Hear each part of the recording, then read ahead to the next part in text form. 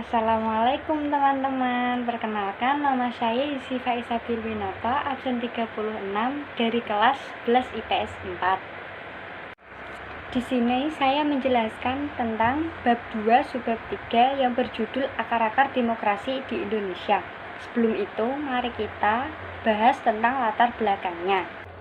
Di Indonesia telah banyak menganut sistem pemerintahan pada awalnya. Namun, dari semua sistem pemerintahan yang bertahan mulai dari era reformasi 1998 sampai saat ini adalah sistem pemerintahan demokrasi. Negara Indonesia merupakan salah satu negara berkembang yang berusaha membangun sistem politik demokrasi sejak menyatakan kemerdekaan dan kedaulatannya pada tahun 1945. Sebagai bentuk kesungguhan negara Indonesia, landasan tentang demokrasi telah tertuang dalam Undang-Undang Dasar 1945 maupun Batang Tubuh UUD 1945. Seluruh pernyataan demokrasi dalam UUD 1945 dilandasi oleh jiwa dan semangat demokrasi. Dengan demikian, demokrasi bagi bangsa Indonesia adalah konsep yang tidak dapat dipisahkan. Budaya demokrasi di Indonesia perlu dikembangkan dalam kehidupan bermasyarakat, berbangsa, dan bernegara, serta hendaknya mengacu pada akar budaya nasionalisme yang memiliki nilai-nilai gotong royong atau kebersamaan dan mementingkan kepentingan umum.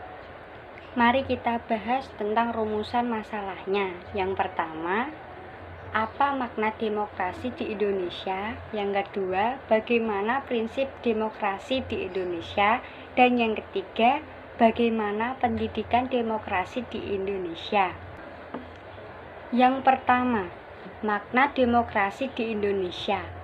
Untuk mengetahui arti demokrasi dapat dilihat dari dua buah tinjauan, yaitu tinjauan bahasa etimologis dan tinjauan istilah terminologis. Secara etimologis, demokrasi terdiri dari dua kata yang berasal dari bahasa Yunani, yaitu demos yang berarti rakyat atau penduduk suatu tempat, dan kratein atau kratos yang berarti kekuasaan atau kedaulatan. Jadi secara bahasa, demos kratein atau demos kratos adalah keadaan negara di mana sistem pemerintahan, kedaulatan berada di tangan rakyat, kekuasaan tertinggi berada dalam keputusan bersama rakyat, rakyat berkuasa, pemerintah rakyat, dan kekuasaan oleh rakyat. Kekuasaan pemerintahan berada di tangan rakyat mengandung pengertian tiga hal.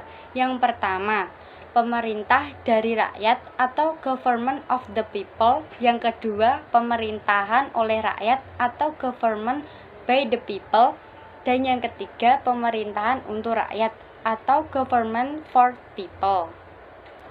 Yang ketiga, prinsip demokrasi di Indonesia.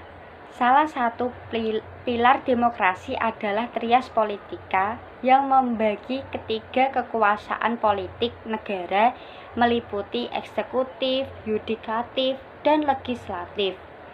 Untuk diwujudkan dalam tiga jenis lembaga negara yang saling lepas atau independen dalam berada peringkat yang sejajar satu sama lain. Ketiga lembaga negara tersebut adalah lembaga pemerintah yang memiliki kewenangan untuk mewujudkan dan melaksanakan kewenangan eksekutif, lembaga pengadilan yang berwenang menyelenggarakan kekuasaan yudikatif, dan lembaga perwakilan rakyat DPR untuk Indonesia yang memiliki kewenangan menjalankan kekuasaan legislatif. Selain pemilihan umum legislatif, banyak keputusan hasil-hasil penting. Di Indonesia, hak pilih hanya diberikan kepada warga negara yang telah melewati umur tertentu, misalnya umur 18 tahun. Pada dasarnya, prinsip demokrasi itu sebagai berikut.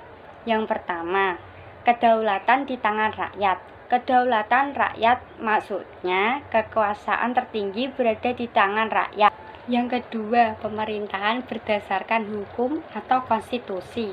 Pemerintah berdasarkan sistem konstitusional atau hukum dasar dan tidak bersifat absolutisme atau kekuasaan yang mutlak dan tidak terbatas. Yang ketiga, pengambilan keputusan atau musyawarah, bahwa setiap pengambilan sistem keputusan itu harus dilaksanakan sesuai dengan keputusan bersama atau musyawarah untuk mencapai mufakat. Yang keempat, adanya partai politik dan organisasi sosial politik, bahwa dengan adanya partai politik dan organisasi sosial politik ini berfungsi untuk menyalurkan aspirasi rakyat. Yang kelima, pemilu yang demokratis. Pemilu umum merupakan sarana umum pelaksanaan kedaulatan rakyat dalam Negara Kesatuan Republik Indonesia yang berdasarkan Pancasila dan UUD 1945. Pemahaman yang utuh akan demokrasi harus juga dimiliki oleh setiap warga negara, baik secara perorangan maupun kelembagaan. Negara yang menginginkan sistem politik demokrasi diterapkan dengan baik membutuhkan dua pilar, yaitu institusi atau struktur demokrasi dan budaya atau perilaku demokrasi. Institusi atau struktur demokrasi menuju pada tersedianya lembaga-lembaga politik demokrasi yang ada di suatu negara. Perilaku atau budaya demokrasi merujuk pada berlakunya nilai-nilai demokrasi di masyarakat. Masyarakat yang demokratis adalah masyarakat yang memiliki perilaku hidup baik keseharian dan kenegaraannya dilandasi oleh nilai-nilai demokrasi. Untuk membangun budaya atau perilaku masyarakat yang demokrasi, dibutuhkan metode pendidikan demokrasi yang efektif. Pendidikan demokrasi pada hakikatnya adalah sosialisasi nilai-nilai demokrasi agar dapat diterima dan dijalankan oleh warga negara. Pada tahap selanjutnya, pendidikan demokrasi akan menghasilkan masyarakat yang mendukung sistem politik yang demokratis. Oleh karena itu, setiap pemerintahan demokrasi akan melaksanakan sosialisasi nilai-nilai demokrasi kepada generasi muda. Pendidikan formal, dalam hal ini sekolah, berperan penting dalam melaksanakan pendidikan demokrasi kepada generasi muda. Jadi kesimpulannya, secara etimologis, demokrasi terdiri dari dua kata yang berasal dari bahasa Yunani, yaitu demos, yang berarti rakyat atau penduduk suatu tempat, dan kratein atau kratos, yang berarti kekuasaan atau kedaulatan. Jadi, secara bahasa, demos kratein atau demos kratos adalah keadaan negara di mana dalam sistem pemerintahannya, kedaulatan berada di tangan rakyat, kekuasaan tertinggi berada dalam keputusan bersama rakyat. Rakyat berkuasa dan pemerintah rakyat dan kekuasaan oleh rakyat. Pendidikan demokrasi pada hakikatnya adalah sosialisasi nilai-nilai demokrasi agar dapat diterima dan dijalankan oleh warga negara. Perkembangan demokrasi Indonesia tidak terlepas dari pengaruh sejarah sistem kepemerintahan yang dijalankan di Indonesia sejak awal kemerdekaan sampai reformasi hingga saat ini.